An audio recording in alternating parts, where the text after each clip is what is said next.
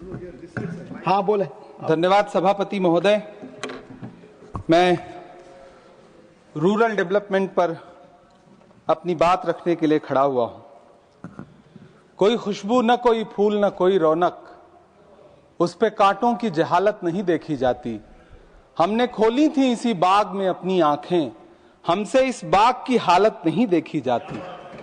रात बस रात ही होती तो कोई बात नहीं, उसका आकार मगर दूना नजर आता है।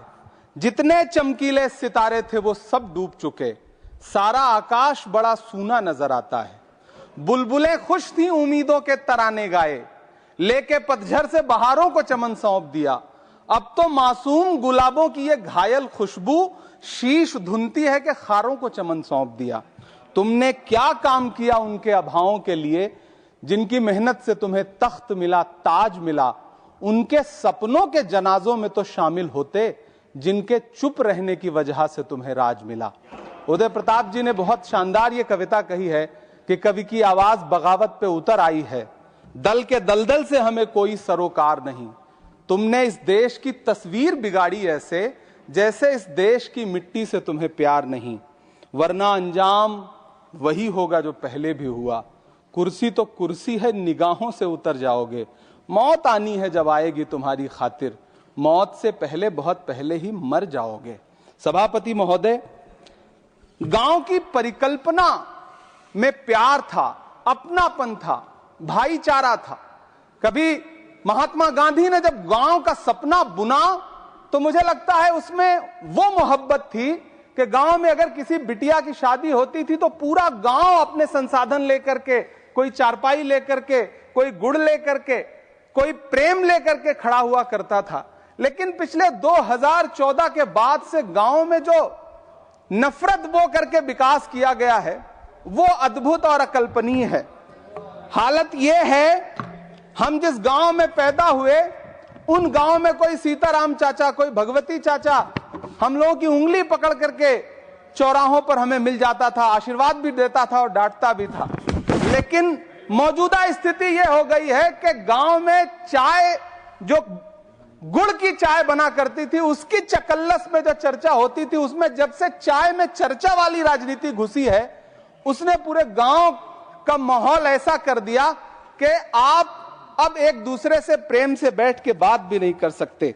मैं, माननीय मंत्री जी यहां पर मौजूद हैं, रूरल डेवलपमेंट के मंत्रालय के बजट पर चर्चा हो रही है। चाहे मनरेगा हो, चाहे किसान हो,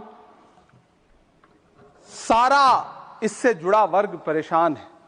मजदूरों की स्थिति ऐसी है कि आप मनरेगा को प्रोत्साहित करने के बजाय मनरेगा को समाप्त करने की कोशिशों में लगे हुए। सच बात यह है कि राज्यों पर भार डाल करके आप मनरेगा खत्म कर देना चाहते हैं और उसके लिए आपने नाम लिया है कि आप उसका नाम बदल करके बीग्राम जी करके उसके पीछे आप इसको छुपा लेंगे। गांव में सड़कों की स्थिति खस्ता हाल है, चाहे उत्तर प्रदेश हो, चाहे मध्य प्रदेश हो, चाहे गुजरात हो, चाहे राजस्थान हो। गांव में सड़कों की स्थिति ऐसी है कि किसी गर्भवती महिला को अगर अस्पताल ले जाना हो तो सड़कें ऐसी हैं कि उन पे चलने वाले वाहन शायद अस्पताल तक महिलाएं पहुंच भी नहीं पाती हैं, उनका प्रसव रास्ते में ही हो जाता है। महोदय, गांव में हालत यह है कि किसान आपके सामने सरकार के सामने लगातार अपनी मांगे लेकर के खड़ा रहा, लेकिन इस सरकार ने दिल्ली के रास्ते की तरफ कूच करने वाले किसानों की राह में फूल नहीं बिछाए बल्कि कीलें बिछाई। 750 से ज्यादा किसान शहीद हुए। कीमत तो बहुत बढ़ गई शहरों में धान की, लेकिन विदा न हो सकी बेटी किसान की। मौका मिला तो लोगों ने कुर्सी के वास्ते तस्वीर ही बिगाड़ दी हिंदुस्तान की। सभापति महोदय, इस सरकार में बातें तो बड़ी बड़ी रही।